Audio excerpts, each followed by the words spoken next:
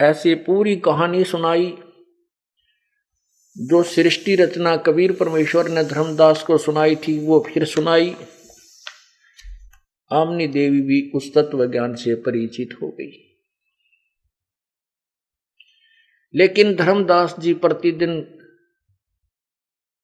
एक आध ग्रास कोई रोटी खा लेते हैं, एक आध रोटी रोते हुए, और वही जो वार्ता परमात्मा से हुई थी वह सभी अपने आप रिवाइज करता है, बोलता है। अकेला बैठकर भी वही वाणी बोलता रहता है।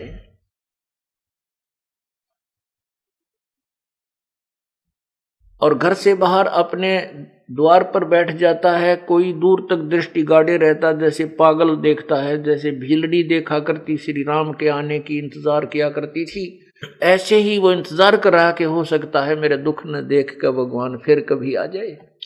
द्वार पर बैठ करके ऐसे दृष्टि देखता रहता है, कभी इधर देखता है, दूर से उसको ऐसा, क्योंकि उसका इमेजिन, उसकी जो आंखों की और मन की सोच मिलकर के किसी भी व्यक्ति को ऐसा ही रूप दिखने लग जाता जो दूर से यात्री आ रहा होता है। धर्मदास जी उसी तरफ दौड़ लेता है पागलों की तरह, जाकर निकट से देखता है, वो व्यक्ति कोई और होता है।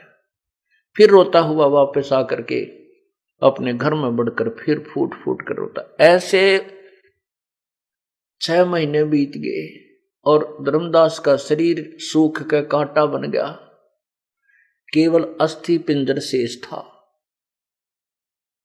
परमात्मा कहते हैं, राम वियोगी ना जीवे और जीवत बावड़ा हो। बावड़े का मतलब है कि वो वही क्रियाएं करता है जो भगवान के मार्ग में सफल होने की होती हैं। संसार उन्हें बावड़ा कहता है, उसको पागल कहता है। तो वो या तो जी नहीं सकता और जीवेगा तो दुनिया के दृष्टि में वो पागल ही कहलाता है। वही परमात्मा प्राप्ति कर सकता है।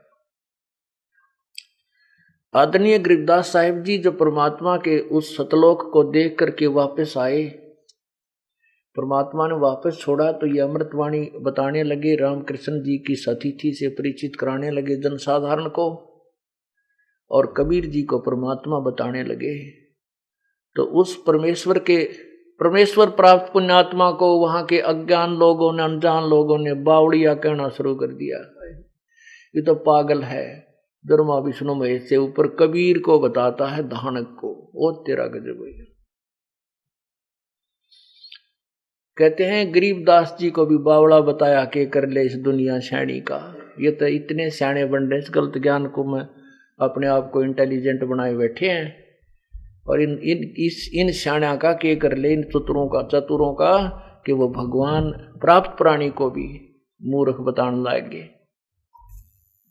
जब 6 महीने तक वो कति बुरी तरह रो के और 100 बार कान पकड़ता है, भगवान आगे मैं कभी विवाद नहीं करूंगा, प्रेम पूर्वक आपसे अपने प्रश्नों का, शंका का समाधान चाहूंगा, मैं कभी आपसे कोई ऐसी शब्द नहीं कहूंगा प्रभु जिसे आप मेरे से रुष्ट हो जाए।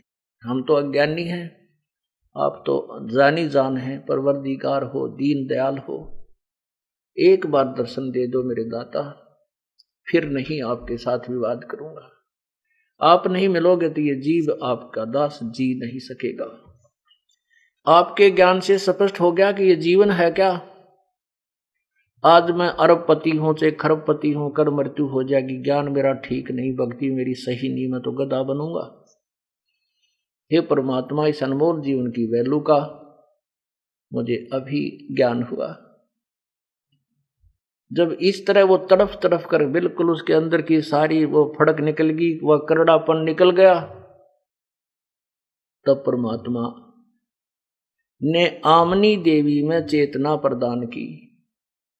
आमनी देवी ने एक दिन पूछा कि हे भगत जी, आपकी ये दशा होगी है, आप कुछ दिन के ही मेहमान हैं, आप अधिक जीवित नहीं रह सकते, मुझे एक बात बताओ कि परमात्मा ने, उस संत ने जो भी तेरे से वार्ता की थी, उसमें कोई संकेत किया हो, कुछ बात कही हो कि वो कैसे मिल सकते हैं आपको, आप वही विधि अपनाइए। तब उसको याद आया कि परमात्मा ने वार्ता के दौरान कही थी कि जहां भी कोई धर्म भंडारे होते हैं, विधिवत साधना होती है कोई, तो वहां मैं अवश्य जाता हूं। वो परमात्मा ने इसीलिए कही थी कि इसका या मरोड़ी लग गएगी जब ये फिर बकवाद करेगा तो, और फिर वो याद दिलानी थी। परमात्मा ने सोच सचिदर मैं करूं अपने जन के काज। तो धर्मदास जी को भी वह बात याद आ गई कि एक दिन उन्होंने ये कहा था कि जहां कोई धार्मिक भंडारे यानी धर्म यज्ञ होती है तो मैं अवश्य वहां पर पहुंचता रहता हूं, क्योंकि उन धर्म यज्ञों में धार्मिक लोग ही जाते हैं, वहां मैं जाकर के अपना ज्ञान प्रचार करता हूं, भगवान कहते हैं, और धार्मिक लोग ही मेरे ज्ञान को समझ सकते हैं। अब किसी पहाड़ी दौरे बैठ कर समझाने लगूं तो वो सुने नहीं सुने फिर लड़ पड़े, क्योंकि वो जिस इष्ट मानता है वो आगे मान नहीं सकता। तो जो परमात्मा को चाहने वाली आत्माएं हैं उन्हीं से मैं डिस्कस करता रहता हूं, उनमें से एकादी स्वीकार भी कर लेती है। परमात्मा कहते हैं मेले ठेले जाइए, मेले बढ़ा मिलाप, और पत्थर पानी पूजते हैं कोई साधु संत मिल जात। कि जो परमात्मा पाने का प्रयत्न तुम कर रहे हो, कहीं संत समागम होते हैं वहां जाते रहिए, हो सकता है उन पत्थर पानी पूजते कोई संत वहां, क्योंकि भगवान उन्हीं स्थानों पर कोई रूप धारण करके जाता है, या वहां पर कोई अपने ऐसे हंस को भेज देता है किसी कामवश, आसपास रास्ते में मिल जाता है, या वहीं उसका घर आसपास होता है, वो उनको सद्मार्ग बता देता है और कहता है कि वहां जाइए आपने कल्याण करवाना है। तो इस प्रकार वही आत्माएं परमात्मा के लिए जो है ना तड़पती हैं, और वही सत्य ज्ञान को भी स्वीकार कर सकती हैं जो प्रभु की चाह में घूम रही है। चाहे कोई भी क्रिया कर रहे हैं वो, तो शास्त्र विरुद्ध भी कर रहे हैं। तब आमनी देवी ने कहा कि आप भंडारा ही कर लो।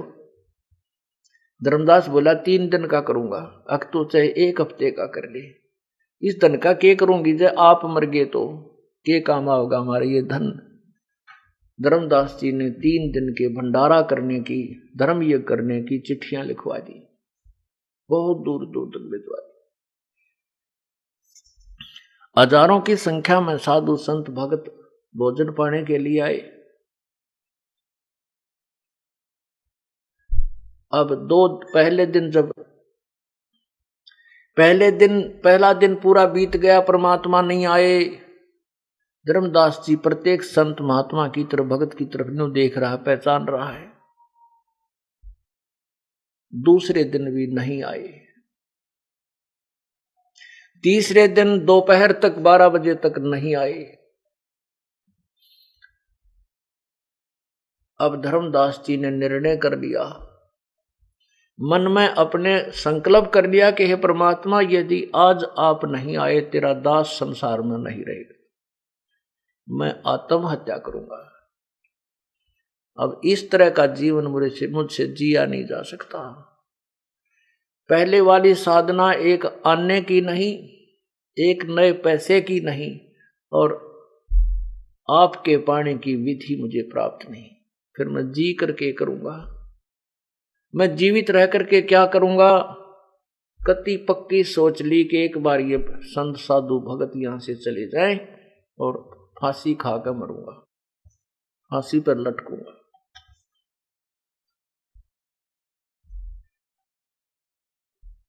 कुछ देर के बाद वो फिर उन संतों के पास, भंडारा चल रहा था, वहां घूम रहा था, देख रहा था। थोड़ी सी दूरी पर क्या देखता है, 200 फुट की दूरी पर एक वृक्ष था, कदम का पेड़ था। उस कदम के पेड़ के नीचे वो परमात्मा उसी जिंदा वाली वेशभूषा में विराजमान थे।